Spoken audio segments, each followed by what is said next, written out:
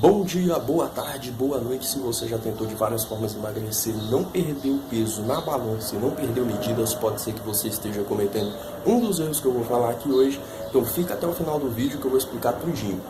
Vem comigo.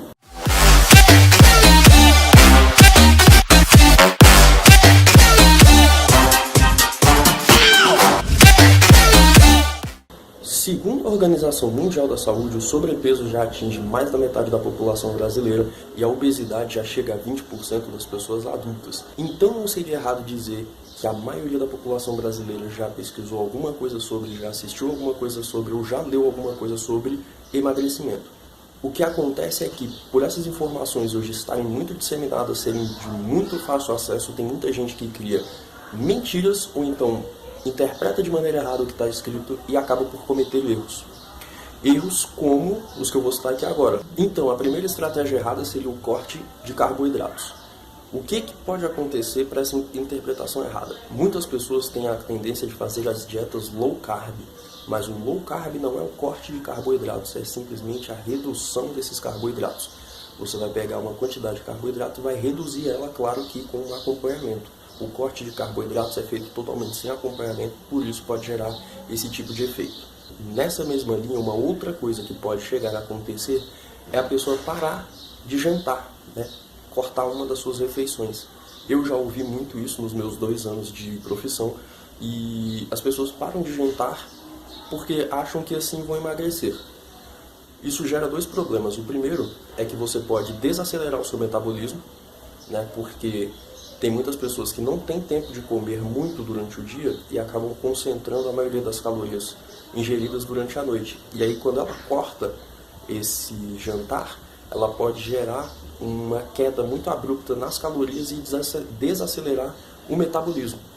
A segunda coisa que pode acontecer é que, por ela não jantar, ela vai sentir fome mais próximo da hora de deitar, da hora de dormir, o que seria a ceia. E nessa ceia ela acaba não comendo o que ela comeria no jantar, que seria talvez uma salada, um frango, uma carne, um arroz, talvez uma mandioca, alguma coisa assim. Ela acaba comendo algum sanduíche, um pão ou uma bolacha. Então você trocar uma alimentação de boa qualidade, o que seria um jantar bem equilibrado, por um pão, uma bolacha ou alguma outra coisa, não é uma boa estratégia para o emagrecimento.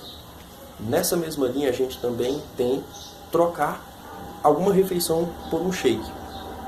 Eu sei que, eu admito isso, nem todos os shakes têm uma tabela nutricional tão ruim. Tem alguns na verdade, tem alguns deles que têm uma tabela nutricional interessante. Só que, ainda assim, você trocar um bom prato de comida, né, uma alimentação balanceada e tudo mais, por um shake industrializado com muitos ativos químicos dentro dele, não é uma boa estratégia também. Eu entendo no caso de você não poder comer e aquilo ser algo esporádico.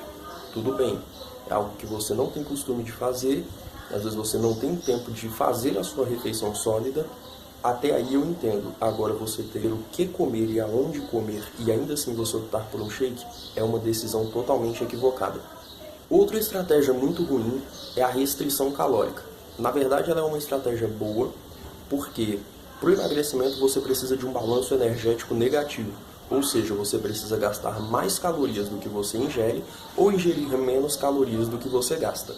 Entretanto, essa parte de menos calorias ela tem um limite. Se você passa desse limite, o seu corpo entra no modo de economia de energia, assim como o seu celular. Ou seja, os aplicativos dele vão gastar menos energia, o seu corpo também. Se ele gasta, por exemplo, 2.000 calorias por dia, você consome 2.000 calorias, e de um dia para o outro você faz a redução de 2.000 calorias para 500 calorias, por exemplo, o seu corpo vai sentir esse déficit de 1.500 calorias e ele vai entrar no modo de economia de energia. Então tudo que ele fazia gastando 2.000 calorias, ele vai passar a fazer gastando 500 calorias.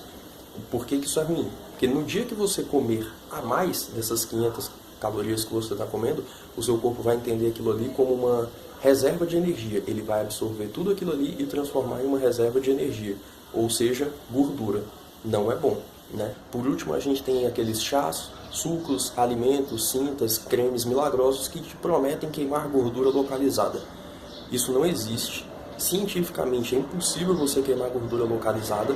Não existe essa maneira. O que acontece é que cada corpo tem a sua própria individualidade biológica. Ou seja, você armazena gordura em um determinado ponto, seus amigos armazenam em outro, eu armazeno em outro. Só que quando você começa a treinar, começa a melhorar a sua alimentação, a sua gordura vai sendo reduzida como um todo no seu corpo. Ela não vai ser reduzida primeiro em um lugar e depois em outro. Ela vai sendo reduzida como um todo. O que acontece é que tem regiões em que você tem mais gordura armazenada. Nessas regiões, logicamente, vai demorar um pouco mais a ser removida essa gordura. Mas não existe nenhum método cientificamente comprovado até hoje de perder gordura localizada. Por hoje é isso. Se você gostou do vídeo, gostou do conteúdo, acha isso importante, compartilha, dá o seu like, deixa um comentário aqui se ficou alguma dúvida, se eu não falei sobre alguma coisa que você queria saber também, pergunta, se inscreve no canal e por hoje é isso. Valeu, falou. E você não comer carboidrato é a mesma coisa que você não abastecer o seu carro e querer que ainda assim ele continue andando. Não faz nenhum sentido. Então a primeira estratégia...